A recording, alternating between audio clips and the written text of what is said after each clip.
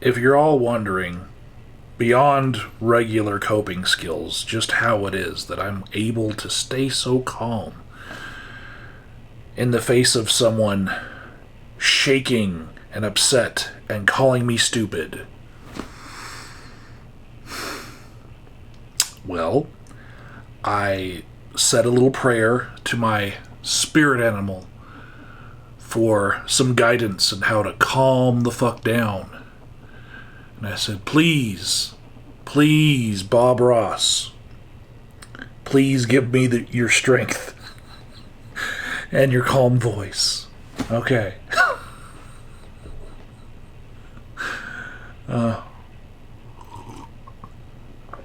Oh, by the way, there's a new Coffee Mate Harry Potter cauldron cake toffee flavored creamer in America right now.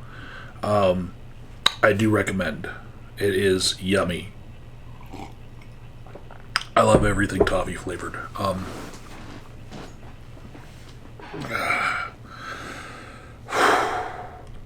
Kizzume,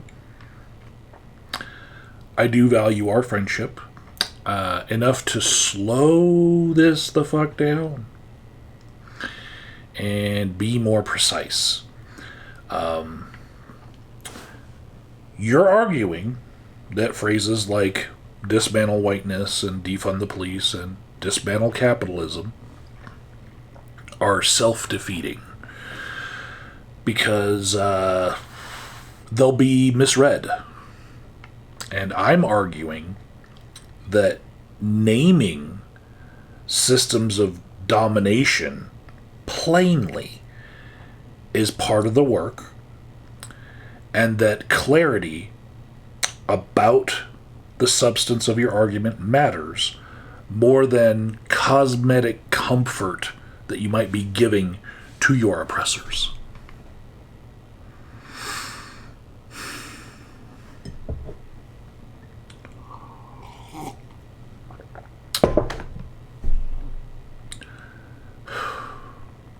So what I'm actually responding to now with this entire video, which could go long, I'm going to slow it down. It could go long. There are 4 videos since I made my last video to Kizzume that are on Kizzume's channel, all of which have things directed towards me in this conversation, and some comments left on my last video, and some comments on all of his videos. He's got like 100 comments on one of them from all of his subscribers, and this is kicking up some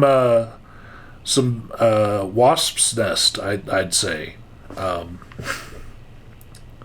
lot of people who have given up on me a long time ago and want to tell everybody that that's what they did. But yeah, those 4 videos, they would be in the playlist in the description box at the end as of this video recording, but they'd be before this one. And I'm trying to make it chronological, even though the last video that I made and the next video that Kizzume made didn't really talk to each other because we didn't have enough table talk to coordinate, and so we uploaded at the same time. Jinx. So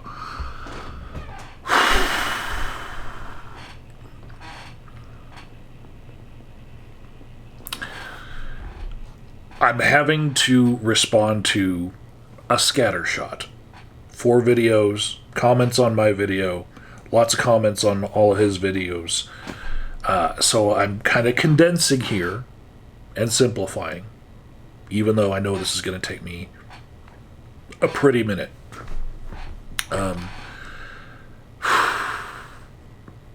A big theme among some of Kizzume's commenters and Kizzume is say what you mean versus don't scare the moderates.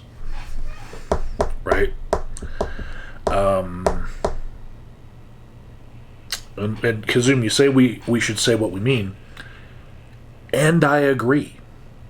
And I have said in my videos, whiteness doesn't mean white people or white culture. It names a political category built to administer hierarchy. It is a tool, this whiteness that I'm talking about, for distributing advantage and disadvantage. When I say dismantle whiteness, I'm talking about disassembling this hierarchy, okay? I'm not talking about erasing anyone's heritage or harmless, normal things that we do, right? Except the macaroni salad with the mayonnaise in it, right? Fuck that. If we substitute softer phrasing, like, make society fairer, we're going to lose this mechanism where we've named exactly what the problem is. And then we lose the remedy, okay? Likewise, defund the police means stop using police as a catch-all tool for all of societal problems like cats up trees, or there's a mental health crisis going on, or, we don't have enough firemen, so go put out that fire. Be an EMT while you're at it, and go respond to this, respond to that, Stop using this militarized police to do all of these jobs that should be done with a far softer hand, right? And reallocate budgets into things that actually reduce harm. And not for nothing, there is a little bit of white supremacy that goes in on a lot of police departments where they have problems with diversity in hiring and have recently gotten rid of any need for any policies on such.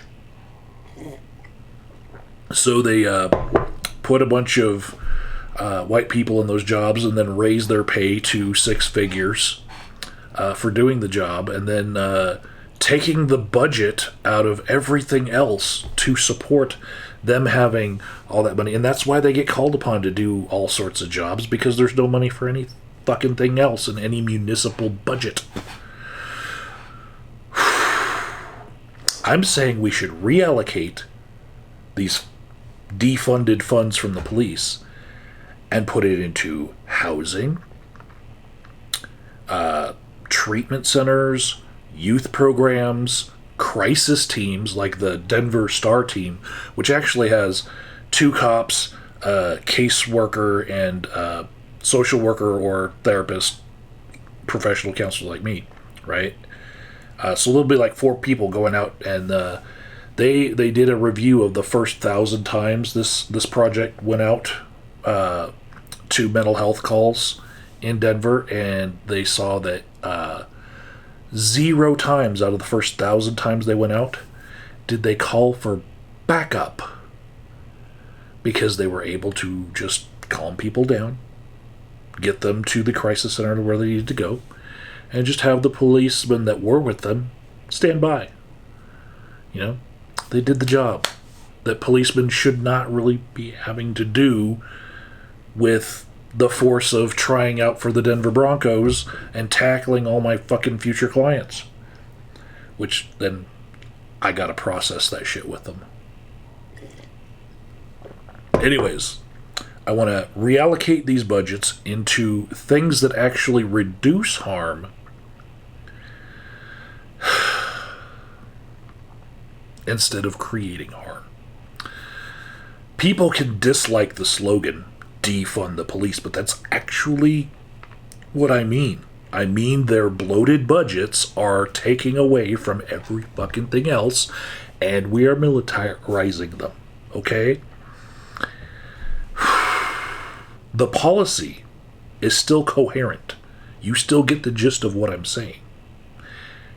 Historically, the demand that oppressed groups tailor their language to the sensibilities of those holding all the power has been a really reliable way to stall change, Kizzume, not to win it. Okay? So I'm not going to give up. Defund the fucking police.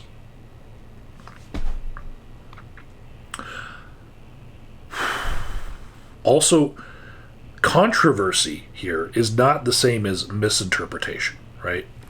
A lot of people willfully misinterpret defund the police or dismantle whiteness or dismantle capitalism because they don't want you to understand what we're saying, right?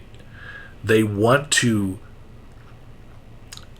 on purpose, muddy the waters with their own base so that they never understand what the other people are saying, right?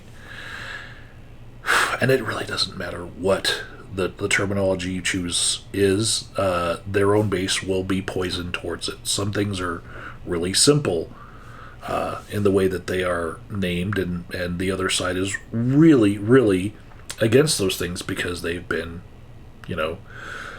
kind of indoctrinated into hate. You asked me for a time when a controversial wording helped. That's what you said on your channel. And the point here is not to use shock for shock's sake, right? It's to name the structure that polite euphemisms are hiding, okay? Black Lives Matter was called divisive by the people who are oppressing black lives, okay? Its truth forced a reckoning anyway, okay? We Are the 99% was controversial, and it made wealth extraction very legible for people. You got 99 people, and there's one that's making all the money, right? That wealth accumulation, right? It named the structure. The right has spent decades, and I've seen it from like AM radio with Rush Limbaugh, when my dad was fixing on his Dodge Ram van in the garage, cussing up a storm, I've seen it from all the way back then to the inception of Fox News to, present day, all sorts of crap out there. But the right has done decades of reframing plain fucking descriptions of things like unions and public goods, ooh, and progressive taxes, ooh, as fucking scary as demons, right? The answer is not to self-censor here. It's to keep linking words to material policies. So, please, Bob Ross, please get me through this. Okay. I'm going to make this linkage explicit. Okay? Dismantle whiteness means ending racialized wealth gaps like baby bonds, student debt relief, targeted home ownership programs. Like, that's what we need, okay?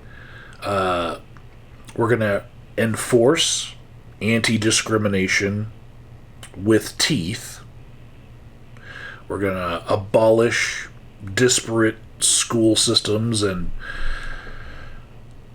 get rid of disparate sentencing regimes, like when one color of person gets sentenced to much longer sentences for the same crime that people of another color would be sentenced to. Like, we're going to get rid of that when we dismantle whiteness, right? We're going to replace gatekeeping with metrics that encode race into the gatekeeping and get rid of class advantages that way. Stuff like legacy admissions to college, when all the people who went to college back in the day were white, and then if there's legacy admissions, then, of course, their progeny get to get in, and then their progeny gets to get in, and they exclude everyone else. So,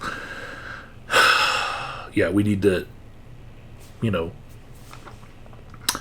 then there's, cash bail. You probably heard about, how that disproportionately affects a certain type of person.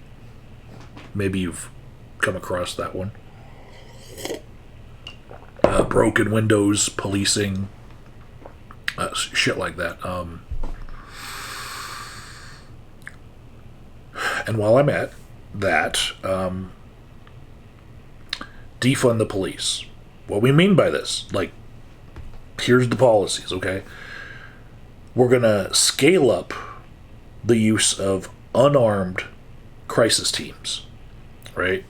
We're going to guarantee some housing first policies that the right really doesn't like, because they want accountability, but really they just don't want to spend money. But they want more accountability baked into things so that people don't use social programs. They want to make it hard to get a helping hand up. We're going to expand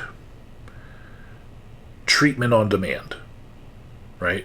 We're going to expand funding of schools, expand funding of libraries. They ain't got to burn the books, they just remove them. We're going to expand parks with the same money that we defund from the police, because having third places to go that aren't the mall is good for keeping crime down, because a whole bunch of people crowded around one place makes a few of the other people really anxious. And if they had other places to go that were maintained, we wouldn't have some of these issues. We would limit them. We're going to limit police scope to serious harm. Okay? I'm going to try to get rid of police interaction with a whole bunch of fucking crime that and things that have been made crime that don't need to be. The difference between mala in se and mala prohibita. Okay? We're going to end civil asset forfeiture, where police get to profit from taking things from people that we can't even really prove that deserve to have these things be taken from them. And especially in my neck of the woods in Denver, police yanking all the tents off of everyone, and then leaving homeless people out there exposed to the to weather, and then taking all of them and driving them out to a facility out past the airport, which is on the outskirts of town anyway, and then basically forcing people to have to really work hard to get back their personal property, which results in, of course, a lot of forfeiture of property when they don't get there in time to get it. This tactic is very plain to see them abusing just to give poor people a hard fucking time,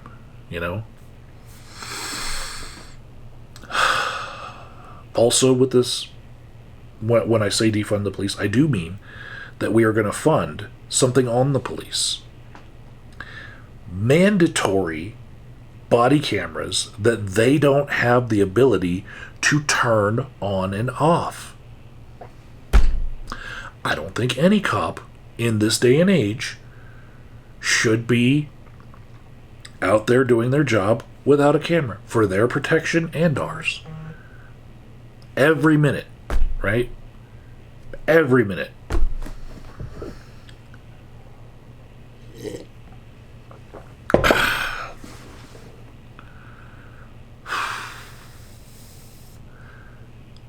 We're going to want, also, we're going to restrict the cops' use of binding and use of force, and tie that directly to budget penalties.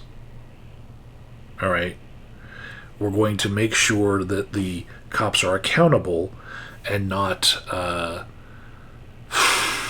immune to prosecution. All right? This is what we mean. All of these things, right? When we say dismantle capitalism, all right, we mean expanding democratic ownership, like worker co-ops. You fucking texting me. Worker co-ops and like public banks and credit unions and stuff, and decommodifying essentials like healthcare, housing, water, broadband internet. I'd say is pretty essential in today's America, and we have programs that at least for students, like from K through 12 through college, like there's actually programs for this. We want to increase them for the public good and make sure everybody has access to these things. We want to socialize key infrastructures like energy grid transition and transit and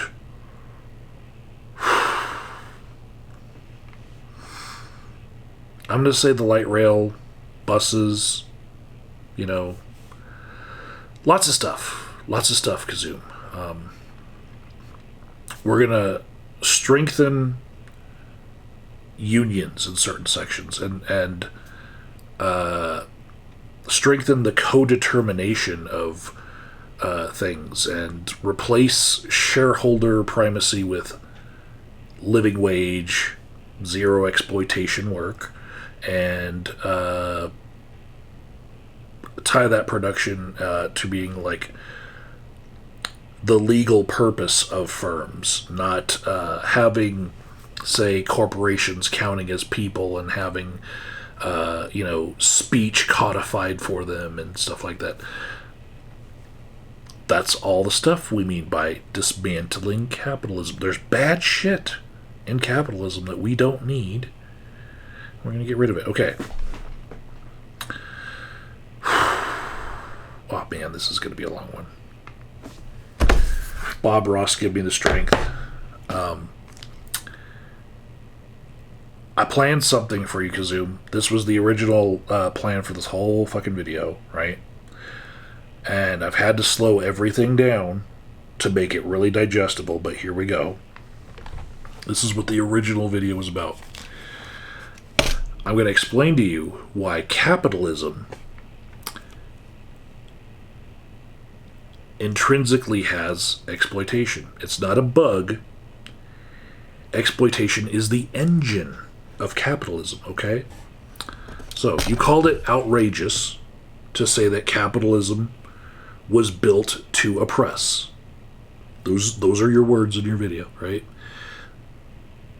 We're going to define these terms about capitalism very minimally, very easy to understand. I'm talking like Elmo level, like Sesame Street level, to show why exploitation is intrinsic to capitalism, right? Capitalism is private ownership, right, of the means of production, and private ownership of markets for goods and services, and private ownership for labor, and for production organized for profit, right? The profit being the return on the capital. If you don't understand what capital means here, it's like the wealth that you already have that you're using for a purpose. Okay? So, wage labor, right, means workers sell their time and capacity to an owner who controls the product and the surplus. Okay? Profit is revenue minus costs. For firms that don't rely on pure rent seeking, the persistent source of profits is surplus produced by labor over and above the wages paid. And I have simplified this into a formula for you, Kizzume, right? It's on my clipboard. This is the same clipboard I use for work, Kizzume. This is the formula, right? Now, V here, right? V is the value, right? V is value produced in a certain period. W here is all the wages that the company has to pay, right? The wage bill. C is non-labor, like wages, non-labor costs, right? All right. P here is profit. Very easy. Profit equals value minus wages and costs, right? For profit to not equal 0 and be greater than 0, for you to have a profit, value that you get from the company existing must be greater than your wages and costs.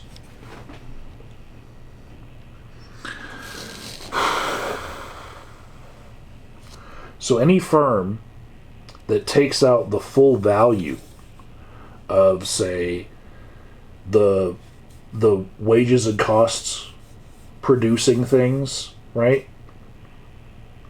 And then pays people what they're worth and doesn't leave a lot of value left over. Any company that does that, they are not doing capitalism. Okay? This appropriation of how these wages, the labor here creates value, that is what Karl Marx called exploitation. And Karl Marx is another one of those demonized things on the right. Like, everyone watching Fox News knows Marxist bad, right? Marxist bad.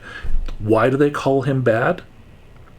Because he pointed out that if this gets too big, this value, the money that companies are making off people, if this gets bigger than what these guys are getting paid, then that's unfair. And he called it exploitation.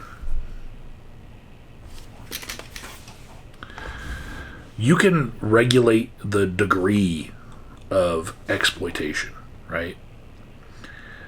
You can put in minimum wages, you can put safety laws, you can put unions in there, you can tax the profits, but you can't have capitalist profit without paying workers less than the value that they create, right? That means that you're okay with the fact that because somebody had a lot of money to begin with, like, say, the white families that started a country, because you're okay with,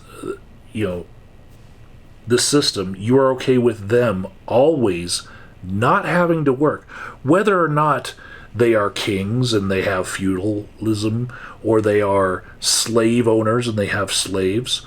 You're okay with them just having previously had money so they don't have to work and everybody else does. And they just so happen to have a certain pallor to them, right?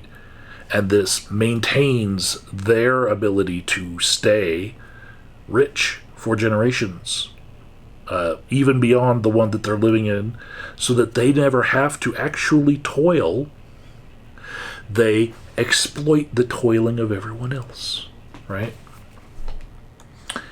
This right here, you don't need Marxist metaphysics to understand this. This is an ordinary accounting of the identity of capitalism. This is what underwrites shareholder returns in America. Okay?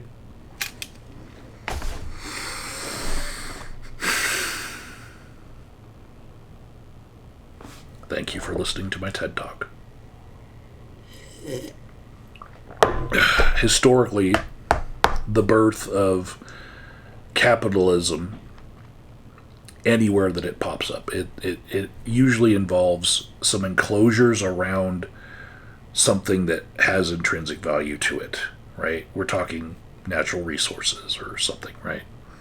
Or a factory that's making something out of the natural resources for that some other part of capitalism was, plundering. So we got these enclosures around it, right?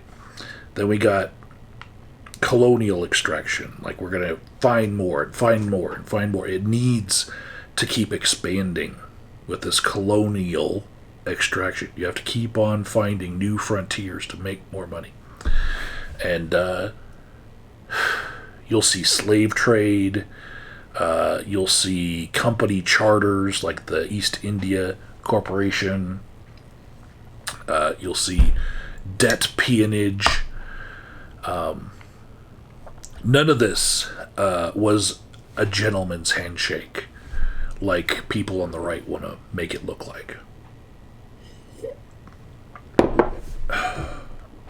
It was pretty primitive accumulation. This is violence, political violence, that creates a class of people that have no land or tools, because those are all owned by the rich. And they have to sell their labor in order to live. They can't have things without asking for crumbs from the rich.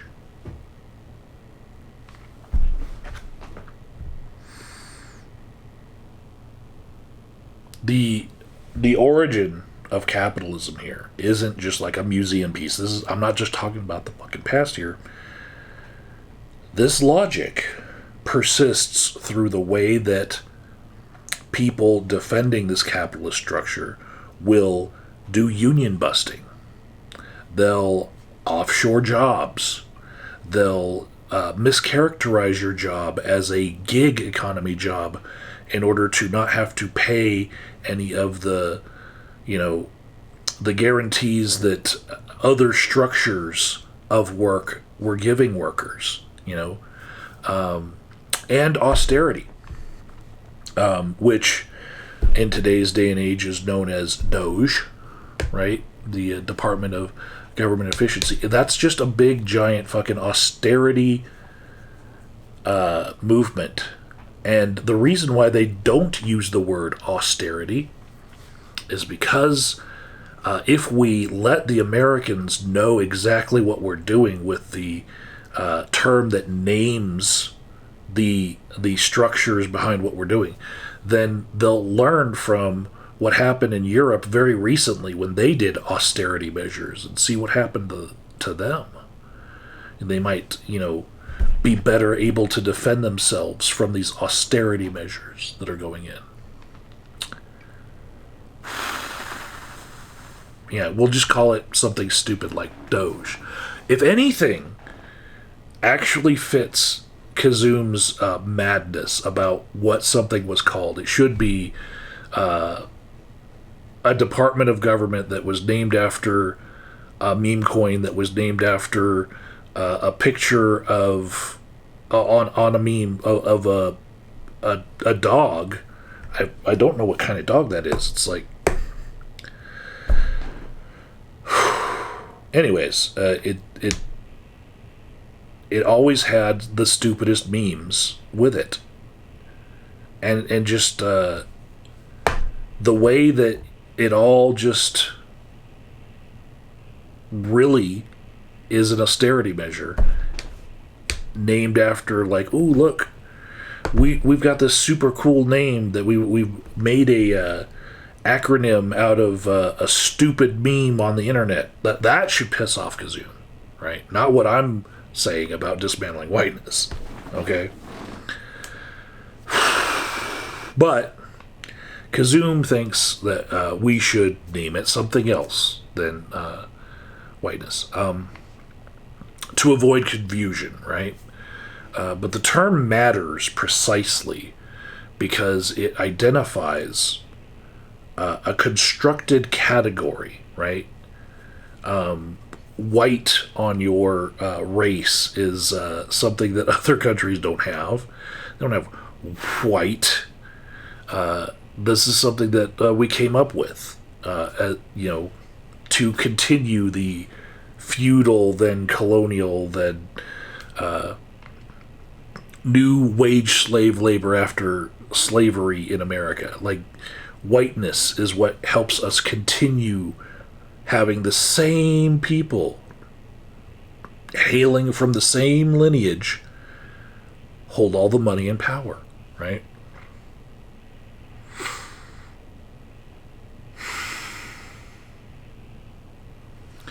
If we euphemize whiteness into unequal systems, we're going to blur the mechanism that reproduces race-coded systems and race-coded advantage across schools, neighborhoods, sentencing in prisons, or wealth transfer from one family down through its generations, and not the other families because they weren't the families that started the country, which happened to be people that all looked the same, right?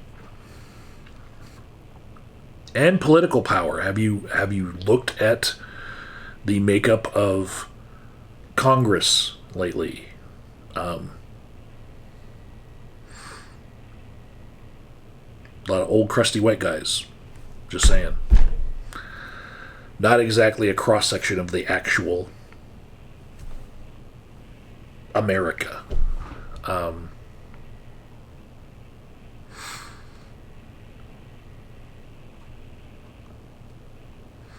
The answer to people wanting to see me saying whiteness and then misuse my naming of the construct of whiteness into confusing it into other things. The answer to that misuse of the term by someone else is not to just abandon this analytic term that really names the problem.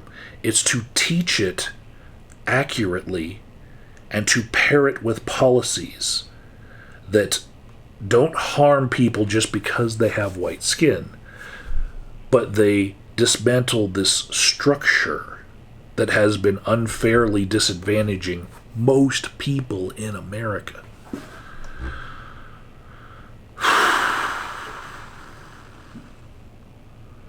Bob, where are you?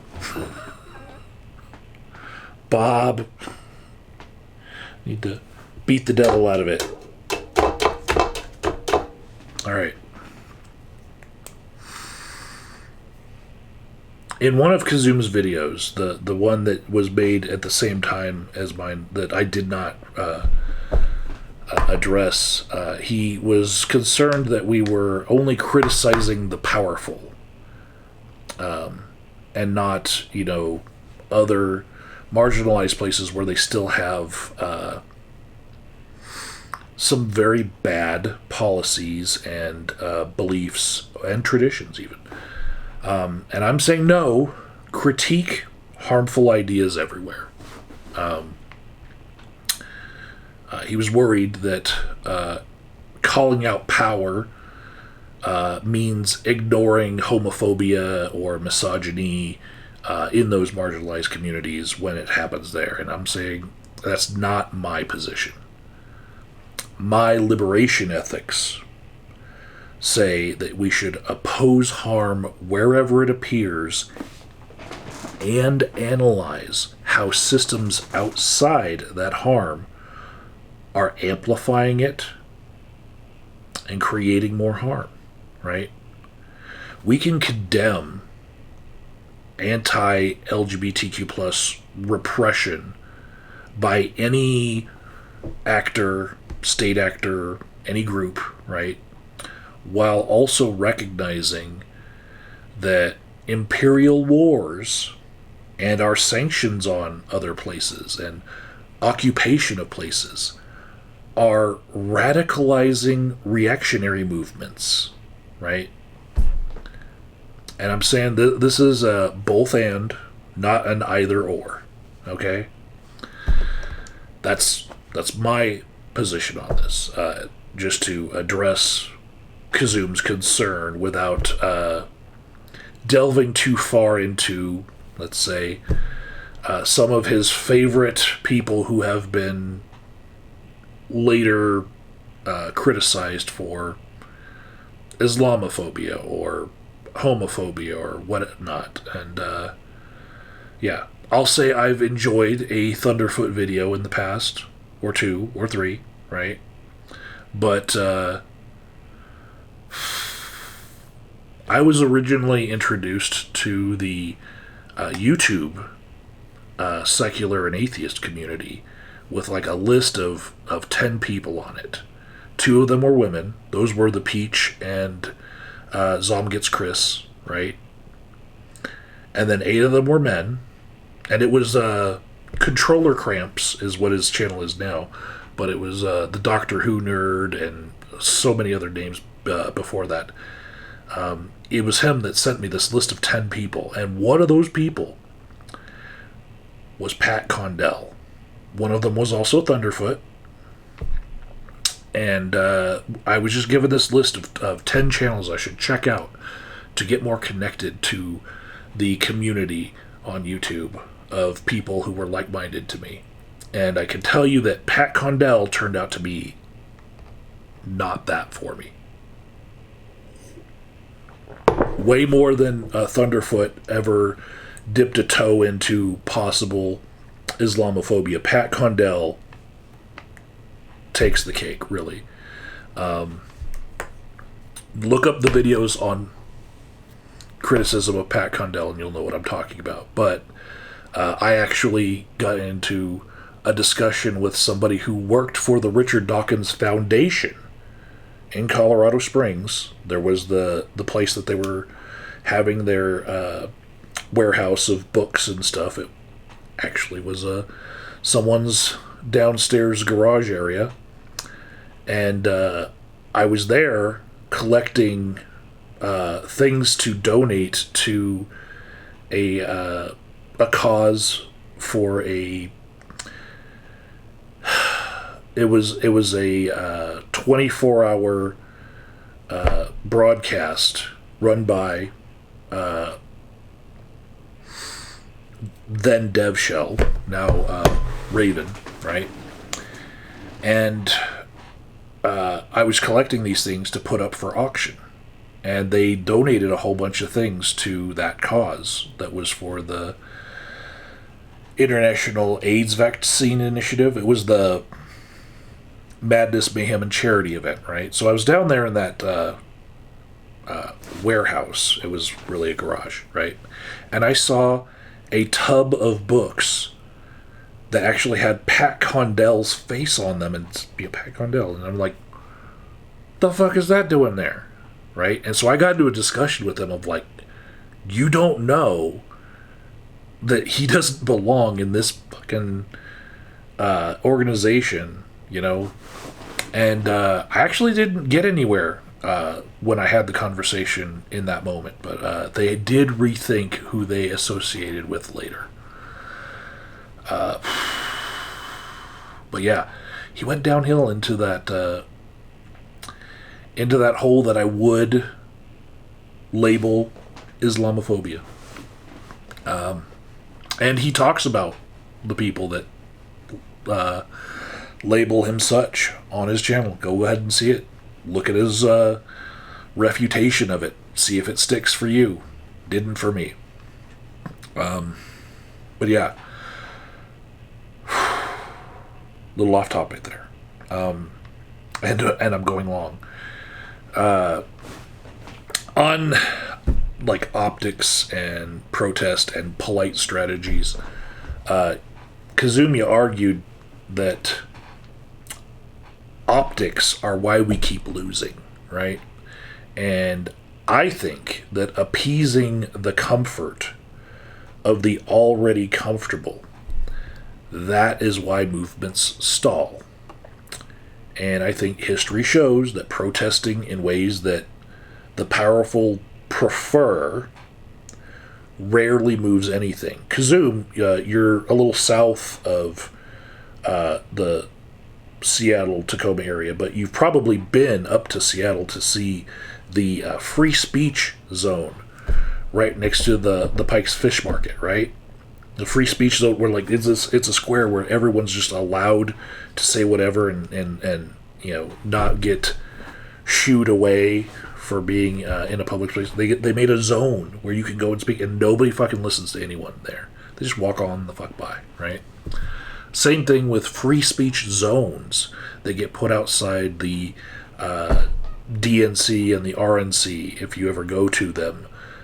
They make a little part of the parking lot where anyone can come and have their display, and you're lucky if anyone actually going to the event will ever see you, because they're going to put you way in the back and say, okay, you're okay to be there, but don't go anywhere else and harass people, right? The point being, don't be noticeable.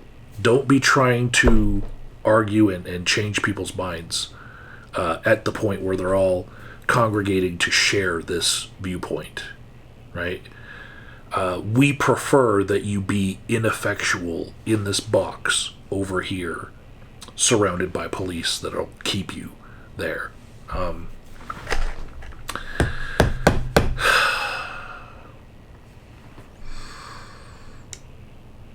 going to say that Occupy Wall Street, right? The whole occupation part was to literally slightly break the law to create an inconvenience for people by occupying a space. And they refused to translate inequality into a consultant-friendly language. They used, we are the 99 fucking percent. You are the 1%. Why do you have this much wealth while we have this little wealth? What the fuck, right? They broke a taboo on naming class power. And they shifted an entire discourse for, you know, almost 2 decades now, right? I named them in my previous video. Colin Kaepernick, I also talked about. And I'm going to say that he chose the most non-violent and decorous protest that you could possibly fucking imagine. He took a knee. And power still tried to crush him for it. That is proof that it isn't about tone. It's whenever you are a threat to order, you are causing discomfort to the oppressors. I talked about Asada Shakur naming the quiet part out loud, right? She said, nobody in the world, nobody in history has ever gotten their freedom by appealing to the moral sense of the people that were oppressing them.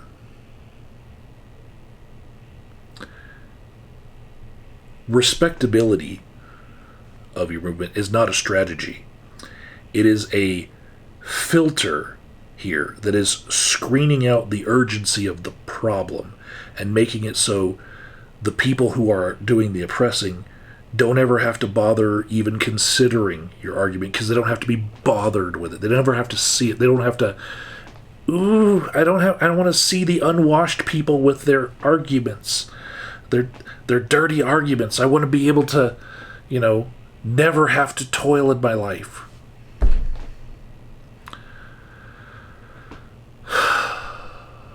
Bob, where are you? Bob.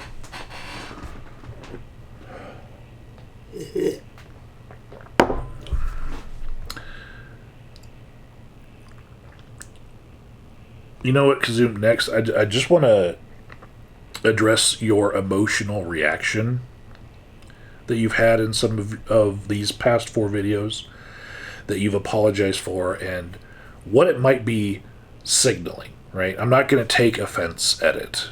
Like, sometimes it's my job to get yelled at, right? I'm all ears for that kind of emotional outburst, but you spoke very candidly about how I upset you in my last reply that I made to you, okay? We'll put it that way. And you spoke candidly about how it pulled you more towards the right, the things that I was saying as a more leftist person, and how your body was shaking while recording and other things. And I am not questioning your sincerity in this at all, right? That's you wouldn't lie about any of these things. I know you, Kizzume. But I want to name something. It's common in all of us, right? It's called cognitive dissonance. And that is the stress that we feel when new information threatens our core beliefs and our sense of moral identity, right? Typical responses to cognitive dissonance include doubling down, demanding perfect language from the other side, shifting camps for reassurance, and focusing on optics over structure. Like, check. I'm not pathologizing you here, Kizzume. I'm not trying to, diagnose you over the camera, right? I'm just saying, I'm not commenting on your medical situation at all. That's between you and your doctor, right? Hope you get that managed, but I'm saying that the pattern that you're describing in these videos, the intense discomfort, the urge to repudiate a side that you have long identified with, okay? The searching for firmer ground to stand on. All of those can be classic dissonance. The antidote to this dissonance is not humiliation or flight. It's slowing down, right? And at best, this is the best solution I have for you on that. It would be steel manning the other side's best argument. Don't straw man them at all. And check whether the thing that you're rejecting is the worst version of it or its strongest form, right? And then analyze it. It's the best way to deal with cognitive dissonance.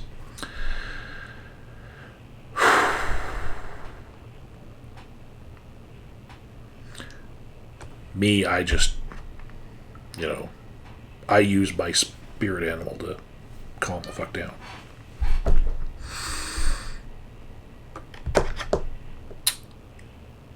I'm going to say to keep the faith with say what you mean. Here's the short version, right? When I say dismantle whiteness, I mean ending the institutionalized racial hierarchy that allocates advantage while protecting culture and abolishing domination. That's what I mean.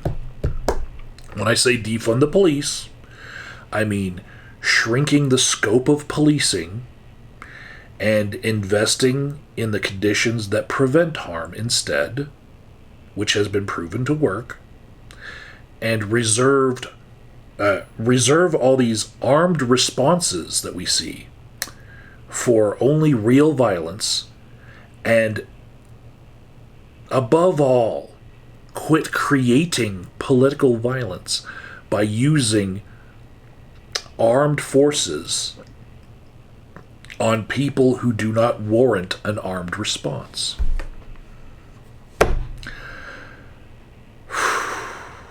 And that is so poignant right now, huh? When I say dismantle capitalism, I'm saying replace profit through exploitation with a democratic production of essentials and shared prosperity. That's what I'm saying, right? What we've got with this capitalism,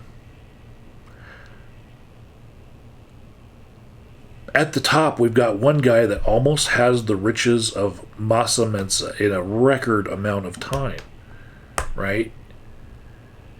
He's almost the richest man ever in a time when most people are barely paycheck to paycheck.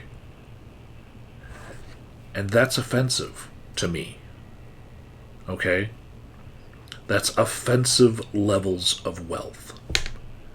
No one should be able to hoard that much wealth by exploiting so many people.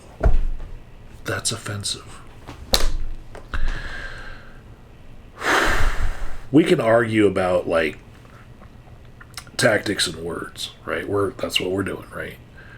But if the substance that I've just said is what is offending you, then our disagreement here might not be about semantics, right? It might not be about the words.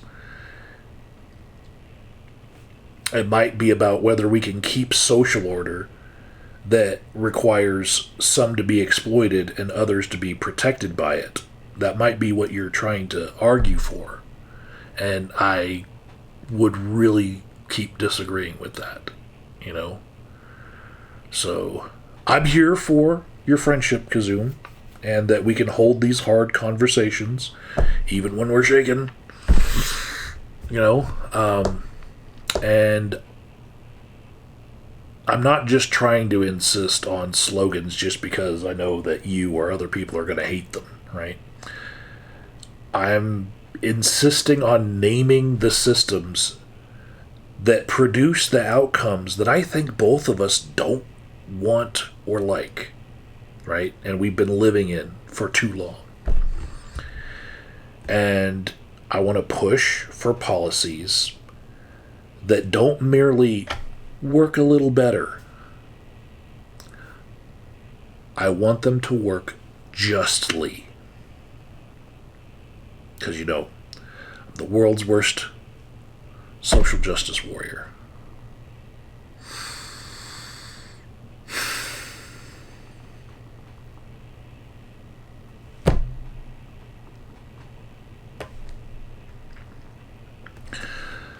Be it.